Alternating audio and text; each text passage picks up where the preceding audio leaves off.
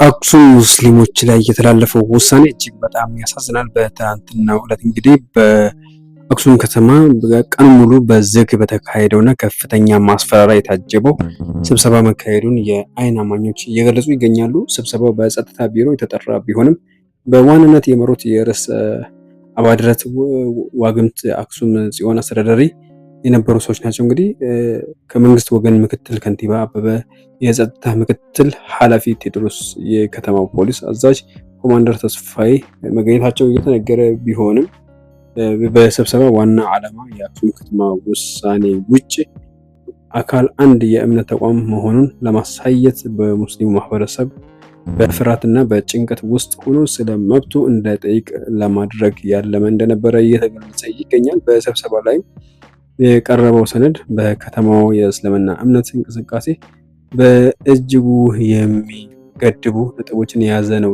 የተባለ ነው። እንግዲህ ከመመሪያዎቹ መካከል በአክሱም የምትመራው በሀገሪቱ ህገ መንግስት ሳይሆን በነበሩ ትእዛዛት መሆኑ ተገልጾ በሙስሊሙ ማህበረሰብ ይህን እንዲቀበል በግዳጅ ተጭኖበታል ተብሎ እየተነገረ ይገኝ። እንግዲህ በጣም የሚገርማችሁ ነገር ውድ አድማጮቻችን በስብሰባ ላይ ያልተጋበዙ ወጣቶች በብዛት በመግባት ሙስሊሙ ተወካዮች ላይ ከፍተኛ ማስፈራሪያ ሲያደርሱ እንደነበረም የዓይን እማኞች እየገለጹ ይገኛሉ። እንግዲህ በጣም የሚያሳዝነው ከውሳኔዎች ውስጥ ደግሞ የተቀመጡትን አሳውቃችኋለሁ፣ በደንብ ተከታተሉ። አንደኛ በትምህርት ቤት ውስጥ ሂጃብ መልበስ በይፋ እንደታገደ፣ ሁለተኛ ደግሞ ለዘመናት ሲሰራበት የነበረው የጁማ ሰላት በሱቅ መስጊድ እንዳይሰገድ መታገዱን ነው የተባለው።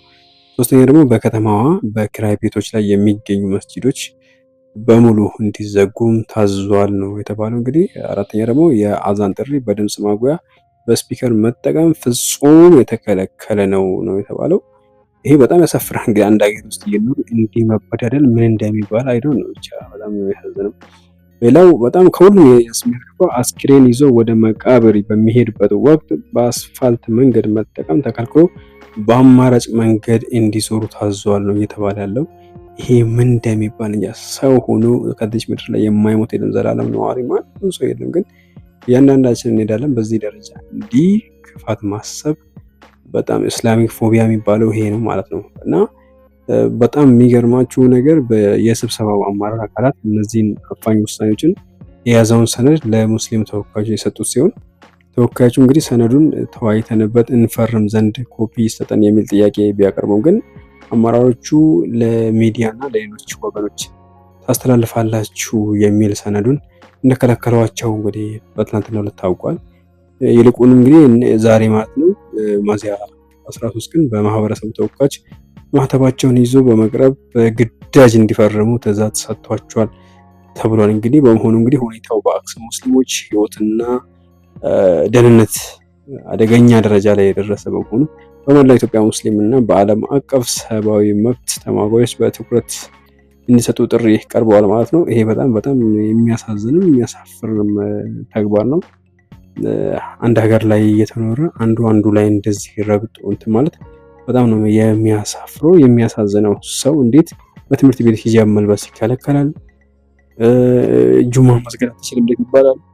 በከተማው ሰው ተከራይቶ አይደለም መስጊድ ገንብቶ ተከራይቶ የሚሰግዱበትን መስጊድ እንዲዘጉ መታዘዝ፣ ሰው ጸሎት እንዳያደርግ ወደ ፈጣሪ የሚቃረብበትን መንገድ አታርግ ማለት ነው።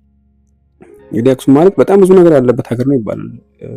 በአካል ባላቆም የተለያዩ መጠጥ ቤቱ ምንም ያለበት ሀገር ነው ይባላል። ግን የአዛን ጥሪ በድምፅ ማጉያ ወይ ስፒከር መጠቀም በፍጹም የተከለከለ ነው የተባለው ምን ማለት ነው ይሄ?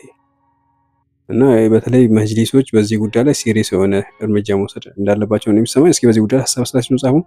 ለወንድሞቻችን አሁንም ድምፅ መሆናችሁን ቀጥሉ። ሼር ማድረግ አትርሱ ቪዲዮ